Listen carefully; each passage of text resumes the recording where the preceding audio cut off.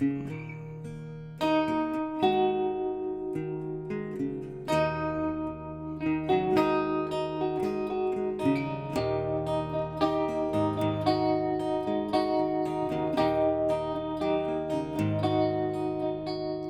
got to stand up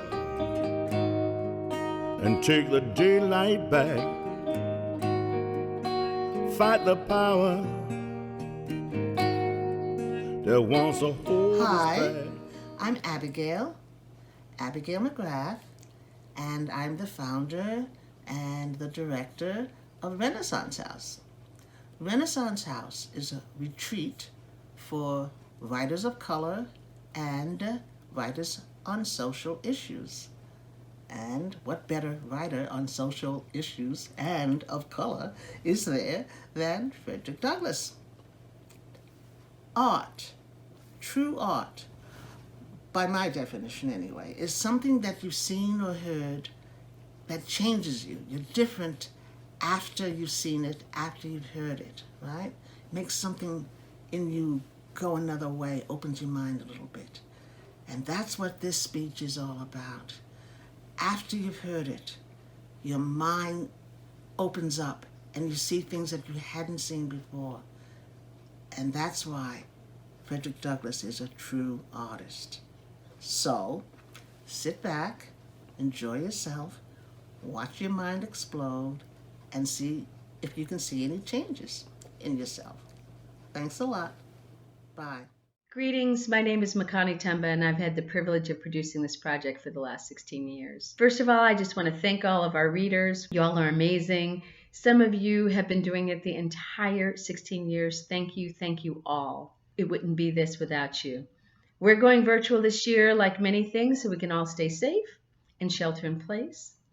So I'd love if you could imagine how Douglass actually delivered the speech, that context, back in July 1852, Rochester, New York, crowded Corinthian Hall, black man holding a predominantly white audience in full dress, in complete rapt attention for nearly 3 hours.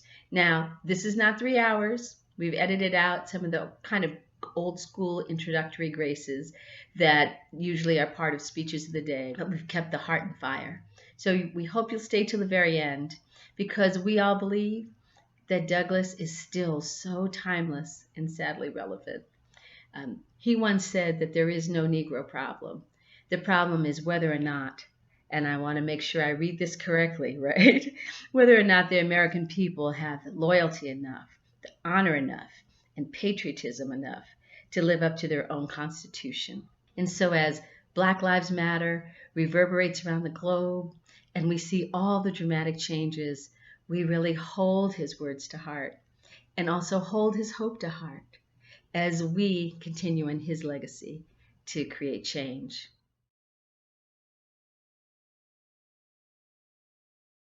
What to the slave is the 4th of July?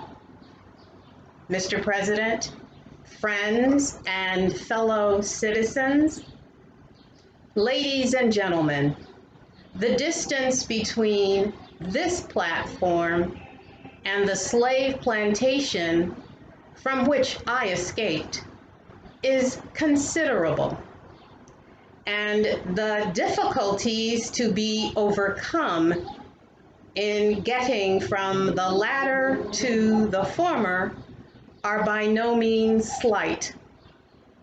That I am here today is to me a matter of astonishment as well as of gratitude.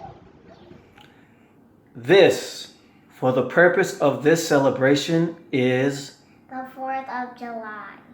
It is the birthday of your national independence and of your political freedom. This to you is what the Passover was to the emancipated people of God. It carries your mind back to the day and to the act of your great deliverance, and to the signs and to the wonders associated with that act and with that day. This celebration also marks the beginning of another year of your national life, and reminds you that the Republic of America is now 76 years old. I am glad, fellow citizens, that your nation is so young. 76 years, though a good old age for a man, it is but a mere speck in the life of a nation. 70 years and 10 is the allotted time for individual men, but nations number their years by thousands. According to this fact, you are, even now, only in the beginning of your national career, still lingering in the period of childhood. I repeat, I am glad this is so. There is hope in the thought, and hope is much needed under the dark clouds which lower above the horizon. The eye of the reformer is met with angry flashes portending disastrous times, but his heart may well beat lighter at the thought that America is young, and that she is still in the impressible stage of her existence. May he not hope that high lessons of wisdom, of justice, and of truth will yet give direction to her destiny. Were the nation older, the patriot's heart might be sadder, and the reformer's brow heavier.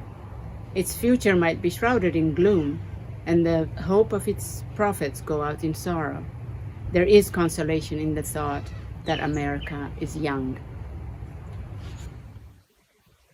But your fathers, who had not adopted the fashionable idea of this day, of the infallibility of government and the absolute character of its acts, presumed to differ from the home government in respect to the wisdom and the justice of some of those burdens and restraints. They went so far in their excitement as to pronounce the measures of government unjust, unreasonable, and oppressive, and altogether such as ought not to be quietly submitted to. I scarcely need say, fellow citizens, that my opinion of those measures fully accords with that of your fathers. Such a declaration of agreement on my part would not be worth much to anybody. It would certainly prove nothing as to what part I might have taken had I lived during the great controversy of 1776. To say now that America was right and England was wrong is exceedingly easy. Everybody can say it. The dastard not less than the noble brave can flippantly descant on the tyranny of England toward the American colony. It is fashionable to do so, but there was a time when to pronounce against England and in favor of the cause of the colonies tried men's souls. They who did so were accounted in their day plotters of mischief, agitators and rebels, dangerous men. To side with the right against the wrong, with the weak against the strong, and with the oppressed against the oppressor. Here lies the merit, and the one which of all others seems unfashionable in our day. The cause of liberty may be stabbed by the men who glory in the deeds of your fathers. But to proceed, feeling themselves harshly and unjustly treated by the home government, your fathers, like men of honesty and men of spirit, earnestly sought redress. They petitioned and remonstrated. They did so in a decorous, respectful, and loyal manner. Their conduct was wholly unexceptionable. This, however, did not answer the purpose. They saw themselves treated with sovereign indifference, coldness, and scorn. Yet they persevered. They were not the men to look back.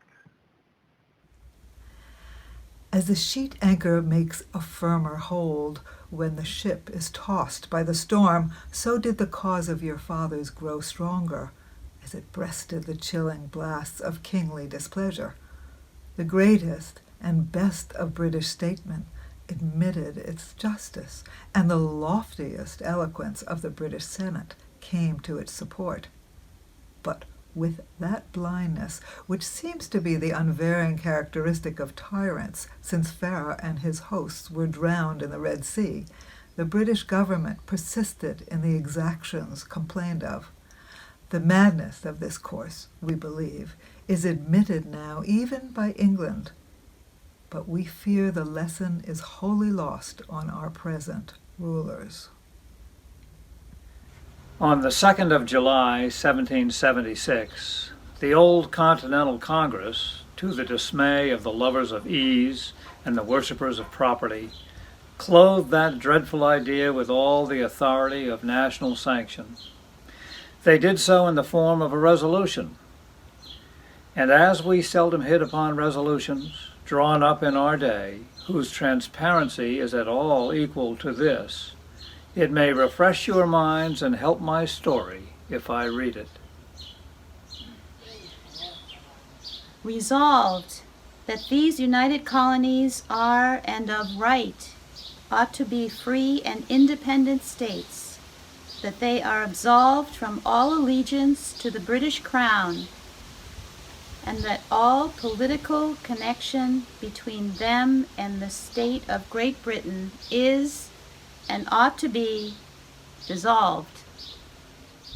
Citizens, your fathers made good that resolution.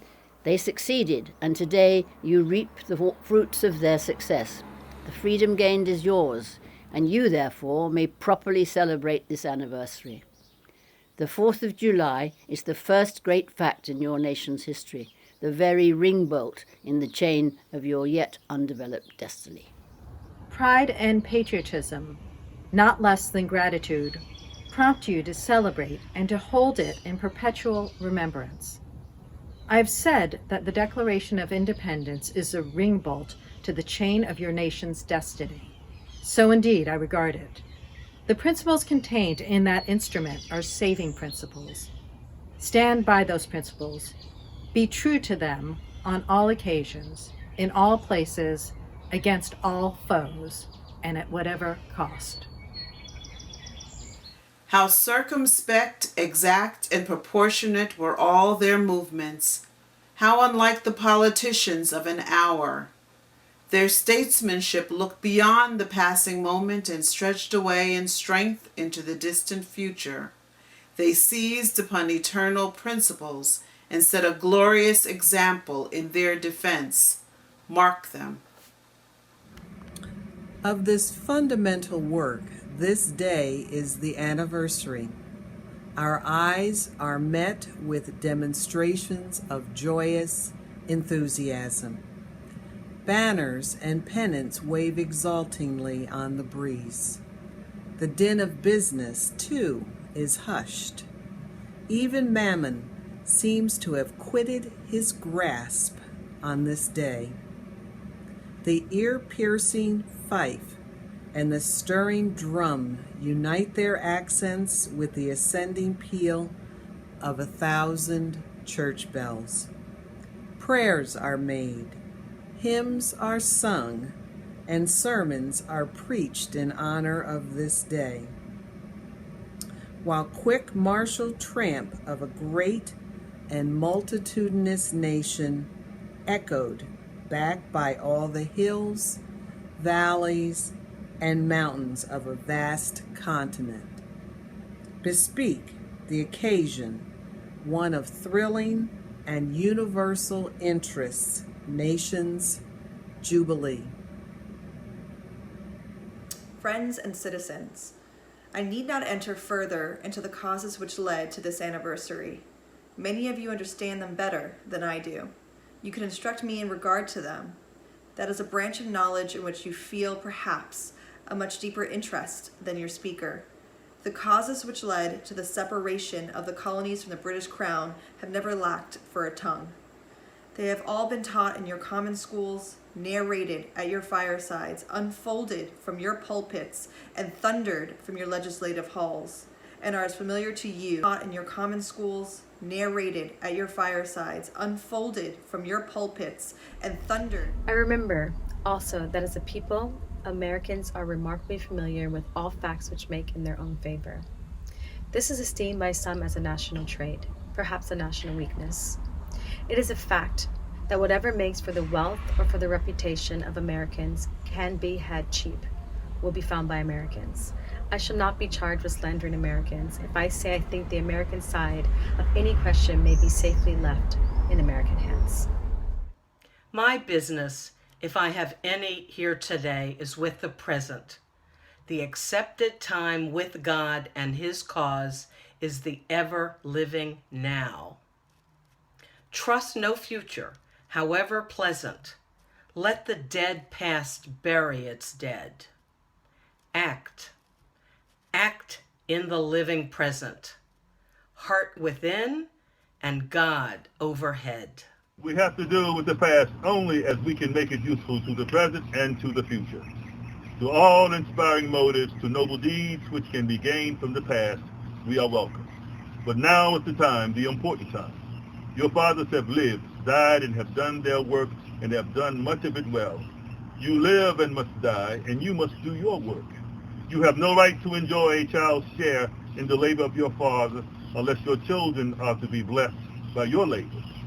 You have no right to wear out and waste the hard-earned fame of your fathers to cover your indolence. Sidney Smith tells us that men seldom eulogize the wisdom and virtues of their fathers, but to excuse some folly or wickedness of their own. This truth is not a doubtful one. There are illustrations of it near and remote, ancient and modern. It was fashionable hundreds of years ago for the children of Jacob to boast. We have Abraham to our father when they had lost Abraham's faith and spirit. The people contented themselves under the shadow of Abraham's great name, while they repudiated the deeds which made his name great. Washington could not die till he had broken the chains of his slaves, yet his monument is built up by the price of human blood, and the traders in the bodies and the souls of men shout, "We have Washington to our father." Alas, that it should be so, yet so it is. The evil that men do lives after them. The good is often interred with their bones. What have I, or those I represent, to do with your national independence? Fellow citizens, pardon me. Allow me to ask, why am I called upon to speak here today? What have I, or those I represent, to do with your national independence? Are the great principles of political freedom and of natural justice embodied in that Declaration of Independence extended to us? And am I therefore called upon to bring our humble offering to the national altar and to confess the benefits and express devout gratitude for the blessings resulting from your independence to us? Would to God, both for your sakes and ours, that an affirmative answer could be truthfully returned to these questions. Then would my task be light and my burden easy and delightful. For who is there so cold that a nation's sympathy could not warm him? Who so stolid and selfish that would not give his voice to swell the hallelujahs of a nation's jubilee when the chains of servitude had been torn from his limbs? I am not that man. In a case like that, the dumb might eloquently speak, and the lame man leap as an hart. But such is not the case. I say it with a sad sense of disparity between us. I am not included within the pale of this glorious anniversary. Your high independence only reveals the immeasurable distance between us. The blessings in which you this day rejoice are not enjoyed in common. The rich inheritance of justice, liberty, prosperity, and independence bequeathed by your fathers is shared by you, not me. The sunlight that brought life and healing to you has brought stripes and death to me. This 4th of July is yours, not mine. you may rejoice. I must mourn. To drag a man in fetters into the grand illuminated temple of liberty and call upon him to join you in joyous anthems or inhuman mockery and sacrilegious irony. Do you mean, citizens, to mock me by asking me to speak today? If so, there is a parallel to your conduct. And let me warn you that it is dangerous to copy the example of a nation whose crimes, lowering up to heaven, were thrown down by the breath of the Almighty, burying that nation in irrecoverable ruin. I can today take up the plaintive lament of a peeled and woe-smitten people. By the rivers of Babylon, there we sat down. Yea, we wept when we remembered Zion. We hanged our harps upon the willows in the midst thereof. For there they that carried us away captive required of us a song. And they who wasted us required us of mirth, saying, Sing us one of those songs of Zion. How can we sing the Lord's song in a strange land? If I forget thee, O Jerusalem, let my right hand forget her cunning. If I do not remember thee, let my tongue cleave to the roof of my mouth. Fellow citizens, above your national tumultuous joy, I hear the mournful wail of millions, millions whose chains heavy and grievous yesterday are today rendered even more intolerable by the jubilee shouts that reach them. If I do forget, if I do not faithfully remember those bleeding children of sorrow this day, may my right hand forget her cunning, and may my tongue cleave to the roof of my mouth, to forget them, to pass lightly over their wrongs, and to chime in with the popular theme would be treason most scandalous and shocking, and would make me a reproach before God and the world. My subject then, fellow citizens, is American slavery. I shall see this day and its popular characteristics from the slave's point of view. Standing there, identified with the American bondman, making his wrongs mine, I do not hesitate to declare with all my soul that the character and conduct of this nation never looked blacker to me than on this 4th of July. Whether we turn to the declarations of the past or to the professions of the present, the conduct of the nation seems equally hideous and revolting. America's faults to the past, faults to the present, and solemnly binds herself to be faults to the future. Standing with God and the crushed and bleeding slave on this occasion, I will, in the name of humanity, which is outraged, in the name of liberty, which is fettered, in the name of the Constitution and the Bible, which are disregarded and trampled upon, dare to call in question and to denounce, with all the emphasis I can command, everything that serves to perpetuate slavery, the great sin and shame of America. I will not equivocate. I will not excuse. I will use the severest language I can command, and yet not one word shall escape me that any man whose judgment is not blinded by prejudice or who is not at heart a slaveholder shall not confess to be right and just. But I fancy I hear some one of my audience say, it is just in this circumstance that you and your brother abolitionists fail to make a favorable impression on the public mind. Would you argue more and denounce less? Would you persuade more and rebuke less? Your cause would be much more likely to succeed. But I submit, where all is plain, there is nothing to be argued. What point in the anti-slavery creed would you have me argue? On what branch of the subject do the people of this country need light?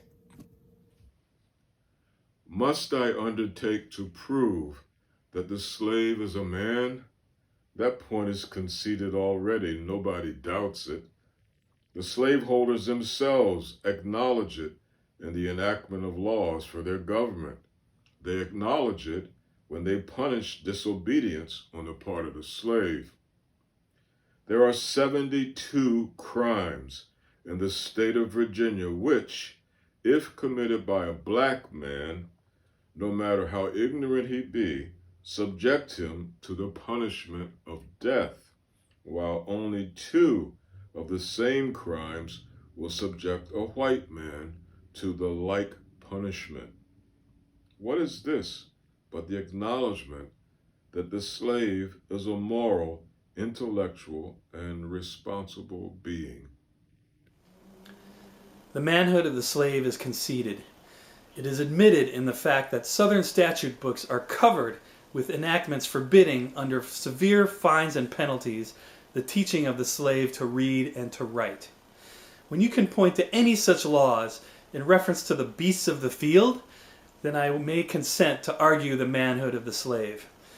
When the dogs in your streets, when the fowls of the air, when the cattle's on your hills, when the fish of the sea and the reptiles that crawl shall be unable to distinguish the slave from a brute, there I will argue with you that the slave is a man.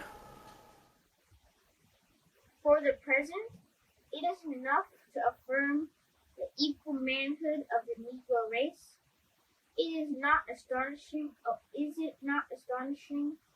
that while we are plowing, planting, and reaping, using all kinds of mechanical tools, erecting houses, constructing bridges, building ships, working in metal of brass, iron, copper, silver, and gold, that while we are reading, writing, and ciphering, acting as clerks, merchants, and secretaries, having among us lawyers, doctors, ministers, poets, authors, editors, orators, and teachers, that while we are engaged in all manner of enterprises, common to other men digging gold in California, capturing the whale in the Pacific,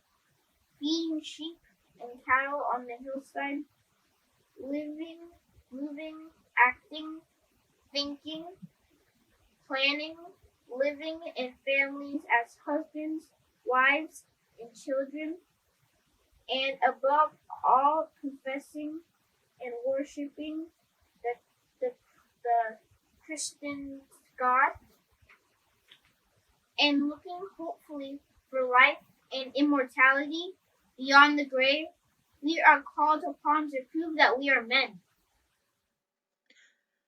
Would you have me argue that man is entitled to liberty, that he is the rightful owner of his own body? You have already declared it. Must I argue the wrongfulness of slavery? Is that a question for Republicans? Is it to be settled by the rules of logic and argumentation, as a matter beset with great difficulty, involving a doubtful application of the principle of justice, hard to be understood? How should I look today in the presence of Americans, dividing and subdividing a discourse to show that men have a natural right to freedom, speaking of it relatively and positively, negatively and affirmatively? To do so would be to make myself ridiculous, and lo, to offer an insult to your understanding. There is not a man beneath the canopy of heaven that does not know that slavery is wrong for him. What? And I to argue that it is wrong to make men brutes, to rob them of their liberty, to work them without wages, to keep them ignorant of their relations to their fellow men, to beat them with sticks, to flay their flesh with the lash, to load their limbs with irons, to hunt them with dogs, to sell them at auction, to sunder their families, to knock out their teeth, to burn their flesh, to starve them into obedience and submission to their masters? Must I argue that a system thus marked with blood and stained with pollution is wrong? No, I will not. I have better employments for my time and strength than such arguments would imply. What then remains to be argued? Is it that slavery is not divine, that God did not establish it, that our doctors of divinity are mistaken? There is blasphemy in the thought. That which is inhuman cannot be divine. Who can reason on such a proposition? They that can may. I cannot. The time for such argument is past. At a time like this, scorching irony, not convincing argument is needed. Oh, had I the ability and could reach the nation's ear, I would, today, pour out a fiery stream of biting ridicule, blasting reproach, withering sarcasm, and stern rebuke. For it is not light that is needed, but fire. It is not the gentle shower, but thunder. We need the storm, the whirlwind, and the earthquake. The feeling of the nation must be quickened. The conscience of the nation must be roused. The propriety of the nation must be startled. The hypocrisy of the nation must be exposed, and its crimes against God and man must be proclaimed and denounced. What to the American slave is your 4th of July? I answer, a day that reveals to him, more than all other days in the year, the gross injustice and cruelty to which he is the constant victim. To him, your celebration is a sham, your boasted liberty an unholy license, your national greatness, swelling vanity, your sounds of rejoicing are empty and heartless, your denunciation of tyrants, brass-fronted impudence, your shouts of liberty and equality, hollow mockery, your prayers and hymns, your sermons, thanksgivings, with all your religious parades and solemnity are to him mere bombast, fraud, deception, impiety, and hypocrisy, a thin veil to cover up crimes which would disgrace a nation of savages. There is not a nation on the earth guilty of practices more shocking and bloody than are the people of these United States at this very hour. Go where you may, search where you will, roam through all the monarchies and despotisms of the old world. Travel through South America, search for every abuse, and when you have found the last, lay your facts by the side of everyday practices of this nation, and you will say with me that for revolting barbarity and shameless hypocrisy, America reigns without a rival. Take the American slave trade, which we are told by the papers is especially prosperous just now. Ex-Senator Benton tells us that the price of men was never higher than now. He mentions the fact to show that slavery is in no danger. This trade is one of the peculiarities of American institutions. It is carried on in all the large towns and cities, in one half of the Confederacy, and millions are pocketed every year by dealers in this horrid traffic. In several states, this trade is a chief source of wealth. It is called, in contradistinction to the foreign slave trade, the internal slave trade. It is probably called so too in order to divert from it the horror in which the foreign slave trade is contemplated. That trade has long since been denounced by this government as piracy. It has been denounced with burning words from the high places of the nation as an execrable traffic. To arrest it, to put an end to it, this nation keeps a squadron at immense cost on the coast of Africa. It is, however, a notable fact that while so much execration is poured out by Americans upon those engaged in the foreign slave trade, The men engaged in the slave trade between their states pass without condemnation, and their business is deemed honorable. Behold the practical operation of this internal slave trade, the American slave trade sustained by American politics and American religion. Here you will see men and women reared like swine for the market. You know what a swine drover is? I will show you a man drover. They inhabit all our southern states. They perambulate the country and crowd the highway of the nation with droves of human stock.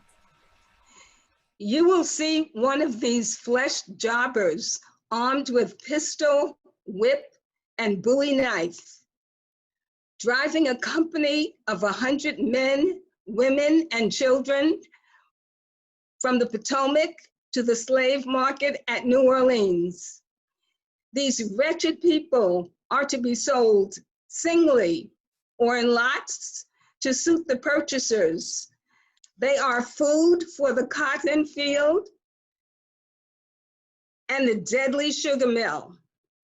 Mark the sad procession as it moves wearily along, and the inhuman wretch who drives them. Hear his savage yells and blood-chilling oaths as he hurries on, his enfrightened captives. There, see the old man, with locks thinned and gray.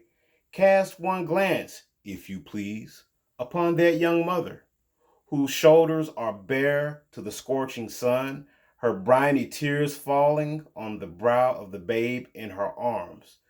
See, too, that girl of 13, weeping, yes, weeping, as she thinks of the mother from whom she has been torn. The drove moves tardily. Heat and sorrow have nearly consumed their strength. Suddenly, you hear a quick snap like the discharge of a rifle. The fetters clank and the chain rattles simultaneously. Your ears are saluted with a scream. That scream to have torn its way to the center of your soul. The crack you heard was the sound of the slave whip. The scream you heard was from the woman you saw with the babe. Her speed had faltered under the weight of her child and her chains. That gash on her shoulder tells her to move on. Follow this drove to New Orleans. Attend the auction. See men examined like horses. See the forms of women rudely and brutally exposed to the shocking gaze of American slave buyers. See this drove sold and separated forever, and never forget the deep, sad sobs that arose from that scattered multitude. Tell me, citizens, where, under the sun, you can witness a spectacle more fiendish and shocking. Yet this is but a glance at the American slave trade as it exists at this moment in the ruling part of the United States. I was born amid such sights and scenes. To me, the American slave trade is a terrible reality. When a child, my soul was often pierced with a sense of its horrors. In the deep, still darkness of midnight, I have often aroused by the dead, heavy footsteps and the piteous cries of chained gangs that passed our door. Fellow citizens, this murderous traffic is, today, an active operation in this boasted republic. In the solitude of my spirit, I see clouds of dust raised on highways of the South. I see the bleeding footsteps. I hear the doleful wail of fettered humanity on the way to slave markets, where victims are to be sold like horses, sheep, and swine, knocked off to the highest bidder. There I see the tenderest ties ruthlessly broken to gratify the lust, caprice, and rapacity of the buyers and sellers of men. My soul sickens at the sight. Is this the land that your fathers loved, the freedom to which they toiled to win? Is this the earth whereon they moved? Are these the graves they slumber in? But still, more inhuman, disgraceful, and scandalous state of things remains to be presented. By an act of American Congress, not yet 2 years old, slavery has been nationalized in its most horrible and revolting form. By that act, Mason and Dixon's line has been obliterated. New York has become as Virginia, and the power to hold, hunt, and sell men, women, and children as slaves remains no longer a mere state institution, but is now an institution of the whole United States. The power is coextensive with the Star-Spangled Banner and American Christianity. Where these go, may also go the merciless slave hunter.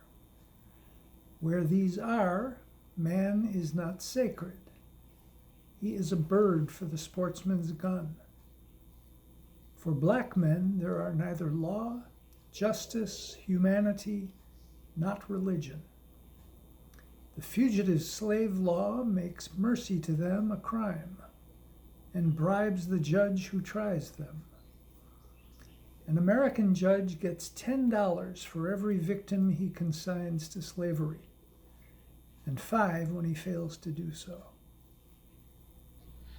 I take this law to be one of the grossest infringements of Christian liberty. And if the churches and ministers of our country were not stupidly blind or most wickedly indifferent, they too would so regard it.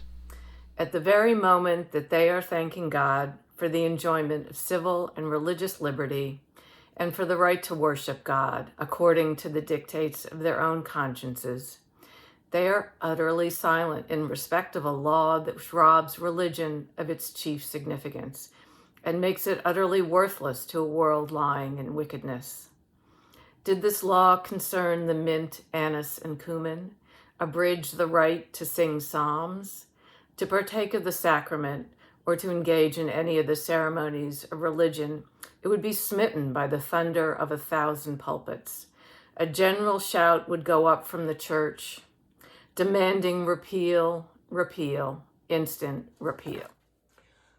But the church of this country is not only indifferent to the wrongs of the slaves, it actually takes sides with the oppressor.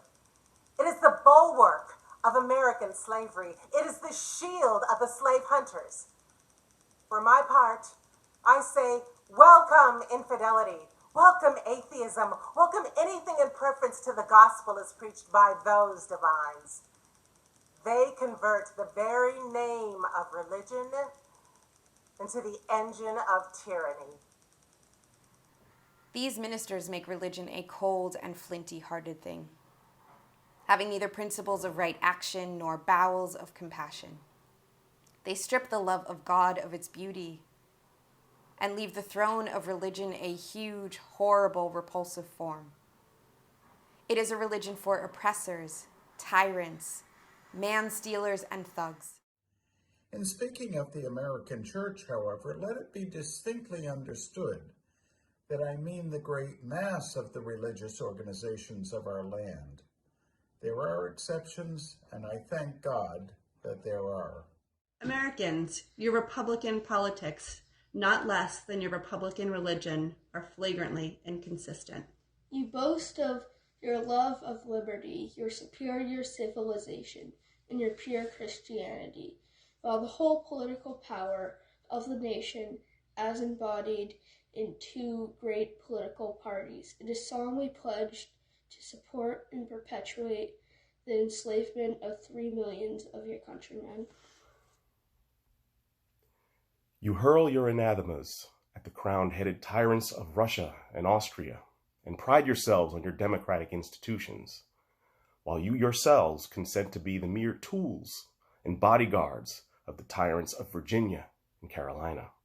You glory in your refinement and your universal education. Yet you maintain a system as barbarous and dreadful as ever stained the character of a nation. A system begun in avarice and supported in pride and perpetuated in cruelty.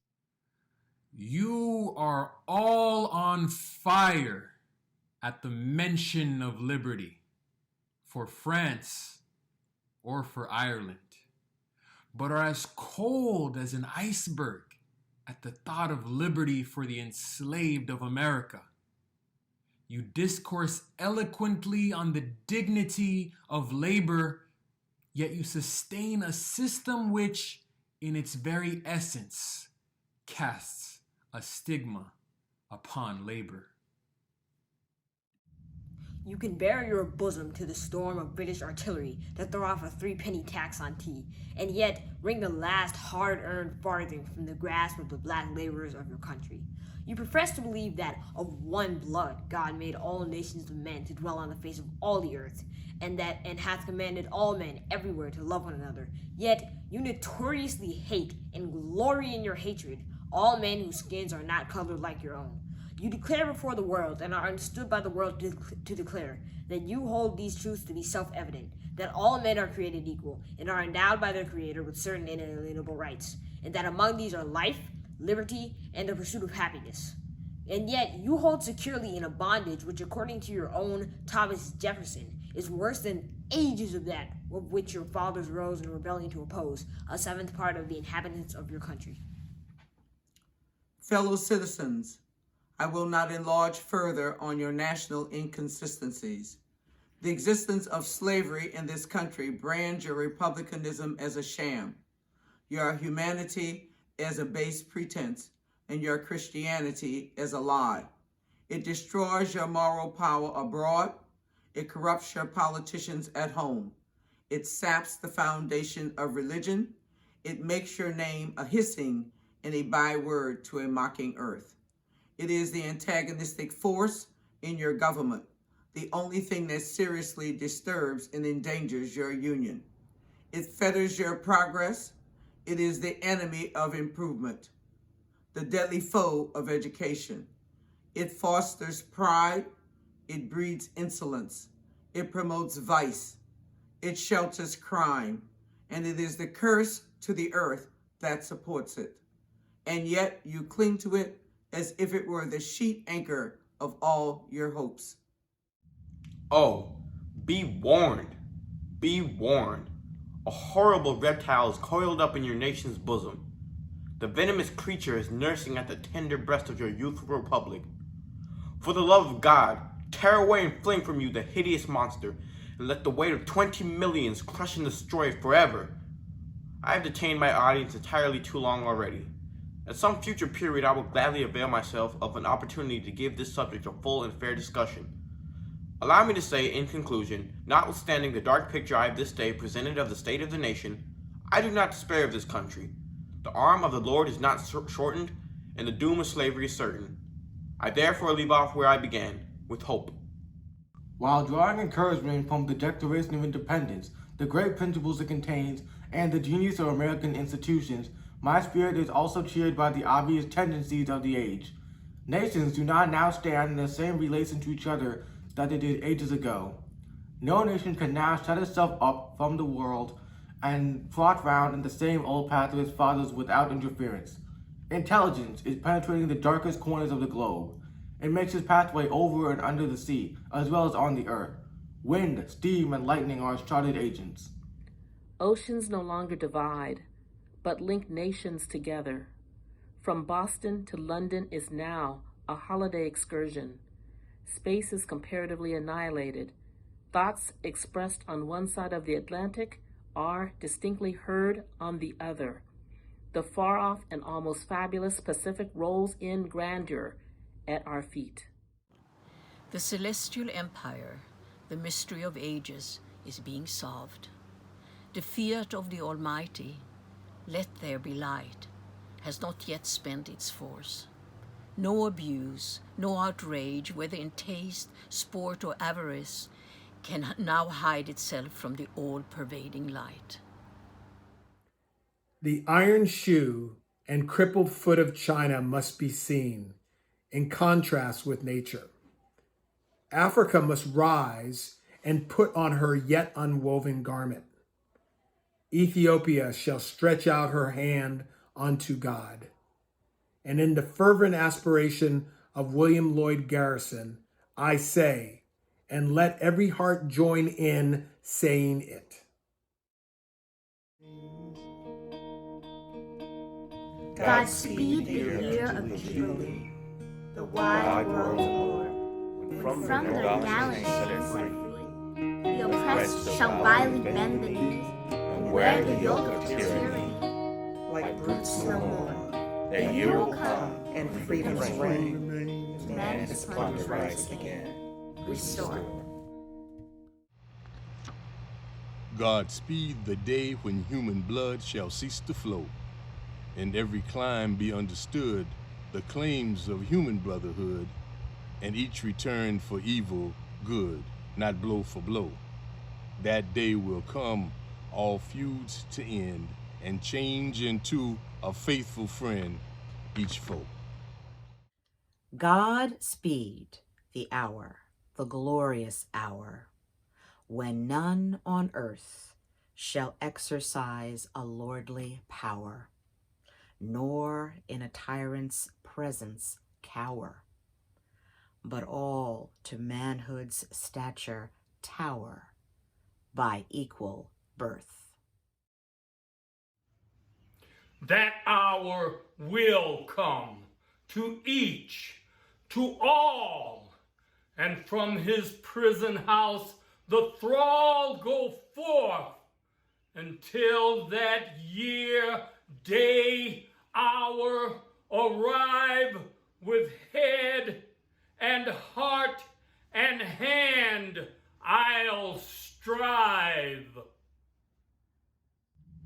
To break the rod and rend the jive, the spoiler of praise pride. So witness heaven, and never from my chosen host, whatever the peril or the cost, be driven.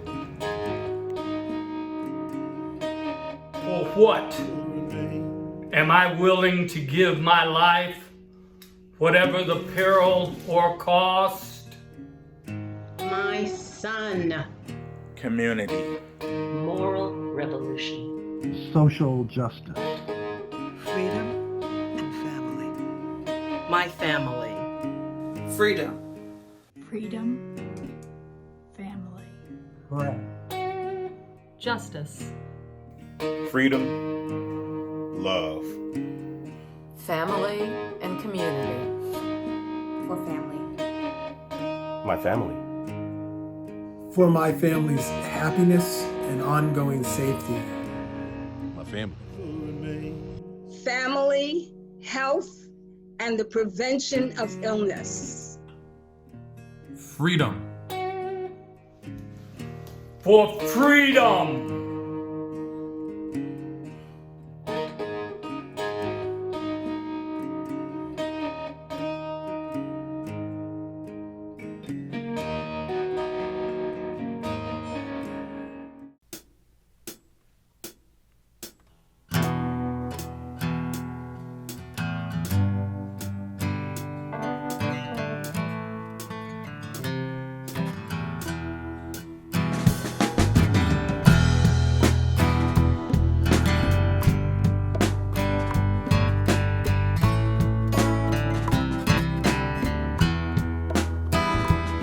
Better listen, my sisters and brothers.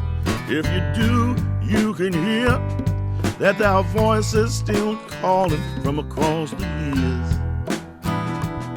And they're crying across the ocean, and they're crying across the land, and they will until we all come to understand. None of us are free. None of us are free. None of us are free if one of us is trained. None of us are free.